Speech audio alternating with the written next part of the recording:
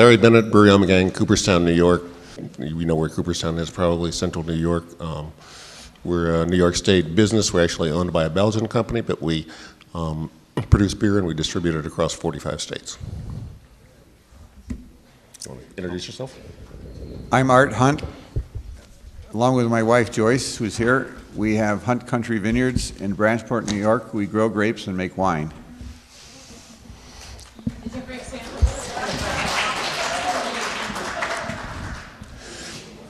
I hope that was for both of us, not just for wine. I just want to give you a tiny little bit of background. I know we don't have a lot of time. First off, if anybody wants to get in touch with me about how we've done what we've done, it's larry@ommegang.com. It's very simple. OMMEGANG. So if you have questions about how to organize business groups or want to see what we've done, I'd be happy to send you whatever information we have, when we have a lot. Let's see, I would say too that one of the things we're trying to do is to be supportive of the advocacy groups. So we're centrally located. We have a 140-acre farm just south of Cooperstown. We have lots of resources. We have sponsored meetings there.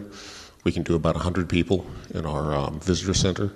We're also going to do a anti-fracking fundraising concert May 13 with Levon Helm and Arlo Guthrie and a couple of other musical acts. The point will be to raise money for local advocacy groups. Interesting side note on that is that the whole notion of the snowball, well, since we announced that, the local semi-pro baseball team has announced they're going to do an anti-fracking game not too long after that. So, no. So I think there is some snowball effect. So, but the whole point of what we're doing is that, the purpose of the business support is to refute the idea that being anti-fracking is an anti-business position. We don't believe that. We're a business that's been around for quite a while, 15 years. We plan on being here for a long time. We represent New York State by selling goods across the country. We pay taxes. We employ 65 people. We've been good stewards of the land, good parts. We participate in our local community on many, many levels, and we think we're the kind of business that upstate New York needs, not a gas extraction. So we put this forward to people as saying that we're pro-sustainability, we're pro-economic fairness, and we're pro-environmental responsibility. And I think when you talk to people in the business community, 90% of them will agree with that. I mean, you instantly have some common ground. Well, I'm going to skip some of this because it's time, but other people can talk about like the destructive economics of drilling. I don't know if anybody's really got into that, but there's nothing really that seems to make a case for it's being a good economic decision, except for perhaps the people who own the gas companies. So anyway, we started this business organization. We came out in November of last year for a moratorium and a ban. And a lot of people said, oh, you can't do a ban. We said, well, I don't know. It seems like that's what we want, so let's go for it. And we have had several hundred businesses sign up in support of us. It doesn't cost them anything to sign up. We don't have a legal business coalition entity. It's an informal group. That makes it very hard to sue. And that 250 signatories includes agencies, associations, and groups, and those collectively represent over 1,000 members. And this is pretty much in Otsego and surrounding counties, with a few people from New York City, Syracuse, Albany. So we've had a huge response. People have really hooked up with us. And to be honest with you, I'm so busy with everything that's going on, I don't have a lot of time to pursue people. So they really come to me, and I try to keep track of them and see what we can all do together. So my thought is about, how if you want to build a business group to support you, make it an informal group, and find your natural allies. For example, we started off with basically water. I mean, that's our issue. Beer is 90% water to 95% water. If the water is messed up, that's it, it's over. So that's where we started. But there are lots of other interested parties. The medical community is almost always interested because of health issues. Let's see, the Statewide Medical Association has been supporting us on that. There are other obvious ones like progressive farm and ag organizations. The obvious ones, which would be organic farms, but it's more than that. It's grass-fed producers, it's cheese producers, it's other breweries in the state. There's 65 in the state. There are wineries. I don't know how many wineries there are. There must be Over 300. Yeah, I mean, these are all natural allies, and they're natural allies too in the sense that almost all of these places are tourist destinations, and if you even get the hint of a taint of your product, not only will you have a hard time selling it, nobody's going to want to come see you, nobody's going to drive through gas wells, nobody's going to want to do any of that. So we also encourage like cider mills, yogurt makers. There are some distilleries. There's some soft drink makers in upstate New York that we've tried to reach out to. I mean, other natural allies are also restaurants and local food users. So you have restaurants who feature local food, you have farmers markets, you have CSAs, you have food co-ops, you have local and seasonal food stores like Lucky Dog in Walton, if anybody knows that. Tourism is the other big thing. Of course, Central New York depends a lot on tourism. And personally, I don't love the tourism business because it's seasonal employment, and a lot of it is relatively low wage, but it's what we have now as we build other things. So, we try to make the most of it. But obviously, if you're going to drive past 4 hours of gas rigs coming to Cooperstown from New York or Boston, or actually people as far away as Ohio, I mean, it's no incentive to come as a tourism. And to the best of my knowledge, there's not been a market for gas drilling, travel and tourism. It's best I know. Other ones are local B&Bs, inns, hotels, motels, guest houses, all kinds of lodging providers, because they are so heavily dependent on travel and tourism, especially in our part of the world. Also chambers of commerces, they're tough nuts, but when they're, like the Cooperstown Chamber came out in support, and they're driven by the lodging industry, and those people all see what could happen. So we also have a Chamber of Commerce for all of Otsego County, which is much harder, and we're working on it. Other things would obviously be outdoor-related businesses, boat, canoe, raft rentals, fishing guides, maybe not so much hunting, but fishing seems to be a big, for the obvious reason. We've also discovered a lot of support among artists, teaching arts, arts organizations, galleries, everything from individual artists living on plots of land to associations or artist groups. So all these people are natural allies. They're usually progressive and open-minded and community-minded. Also, museums and historic associations, they do this too. I mean, they tend to be community-minded, and we'll listen to it. Some of them may have some problems about being public because of grants and things like they get that they don't want to jeopardize. But still, some of them will do it. And an interesting, the seasonal businesses thing is interesting too in our neck of the woods, because there are local baseball teams and local baseball parks, and these people are coming out and starting to support us. There's even like the scenic railroads and those kinds of things, all for the same reason. They're looking at travel and tourism. And then one of the last things I would say is real estate agencies, because we've had several of them sign up with us now because they're seeing declining property values. I mean, they see it instantly. Even the threat of it has driven down property values. So those are some of the things. Trying to think what else to talk about. With media organizations, we have at least 2 local newspapers who are on our side. These are not papers owned by Gannett or somebody like that. These are individual newspapers owned by individuals who can take a position and not worry about the corporate office squashing them. So those people have been very good to us. They've even given us free advertising space. So what I think your business allies can do is they can open the doors to bigger businesses and to political allies. We've discovered that we came out, one of the first businesses in our part of the world, and we were wondering, where is the Clark Foundation? If you don't know the Clark Foundation, they have more money than God, and they own Cooperstown and the Baseball Hall of Fame, and they own the Otisauga and okay, the Leatherstocking Corporation, I mean, they own stuff everywhere. They have two big foundations. They're notoriously conservative, but they are stewards of the land and community. They've tried to take care of it.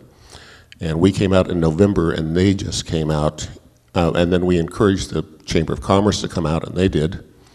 And then the Leatherstocking Foundation, Leatherstocking Corporation, and the Clark Foundation both came out, which includes Bassett Healthcare, which covers 7 counties, and it's the biggest employer in many of these areas.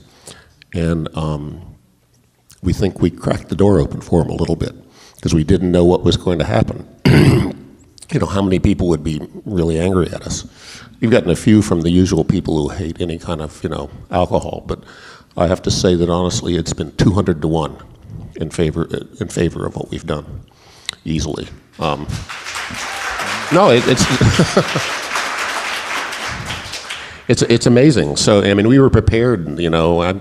We're a small company, so we all have many jobs. One of the things I do is press relations, and I was all prepared with, you know, all the polite refutations and all those things, and I haven't had to use them for the most part. What else? We've discovered it does help politically because, you know, we're an economic entity with serious, we contribute seriously to our county. We brought in over $22 million into that county last year in income. So, you know, when we say that to politicians, they listen. I mean, that money is recirculated through the community. So how you do this, I would say, is you find one good business partner or friend out there, somebody who has time and resources to work with you, and just have them lead this, and you know, have somebody who's willing to commit some time. I spent most of September and October last year. This is all I did homework on this and went to meetings and listened to people talk and read stuff, and I was so sick of hydrofracking I could scream. And now I probably spend about a day a week on it, plus weekend events like this all the time. So you got to find somebody who's willing to commit the time. But once they do and get into it, you know, as you know, it's a tsunami. Everybody's riding it. We're all in it together. So that's pretty much my story. I think business can be a big contributor to this, despite what so many people on the other side say that you know, that to be for fracking is to be for business. We don't agree.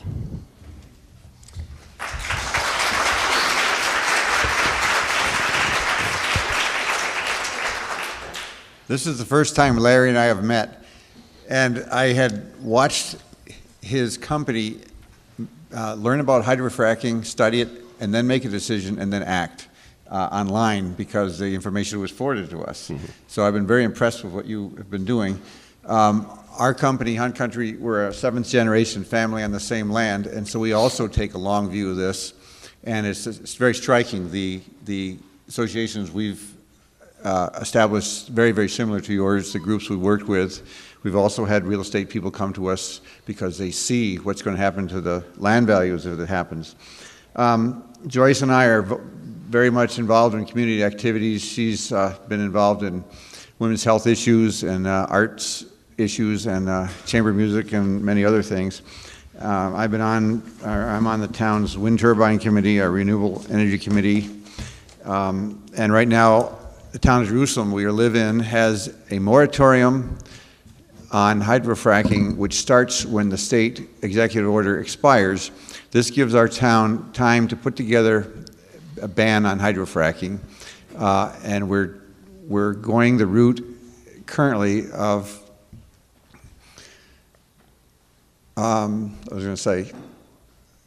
exempting high-impact industrial work from our towns with our town zoning law. We have a comprehensive plan which promotes open space, tourism, and agriculture. It has no place in it for heavy industry. So we're going to go that route, and we hope. I'm a member of the Cuca Lake Association, and up until last year I was a director of the organization, and I was on the newly formed at the time hydrofracking and injection well committee. And each town around the lake, and there are 11 of them, have directors. And so we are having each director lead the effort in each township to get a moratorium first, and then hopefully to take our model legislation and copy it in each of the towns, and then hopefully take it to the state level or to the county level as well. We got involved with this about a year ago last December when it was discovered that there's going to be Chesapeake was going to put an injection well right next to Keuka Lake and put hundreds of millions of gallons of spent fracking fluid, produced water and blowback water, and with our geology, it would almost certainly have ended up in the lake, according to the geologists that testified. And it produced an enormous emotion in the people that lived around the lake. We had a meeting about it in a firehouse that held 286 people, and over 500 people showed up, and nobody dared turn them away. And a week later, the Chesapeake quietly withdrew their application. Ben Price I was all excited to go to tell everybody about this Sierra Club Atlanta chapter article in the spring issue where the David and Helen Slotchie, who are attorneys from Ithaca, have shown us precedent where both at federal and state level, the town does have a right to regulate through land use laws and heavy industry to not only ban that heavy industry, but to also protect the health, welfare, and rights of the other citizens and to promote the interests of the town in general. Now, what was it? Ben Price was telling me earlier, it's not quite that simple. But we are kind of thinking that if we get every town around the lake to do this, and in other areas as well, the state is going to have to take a second look at this.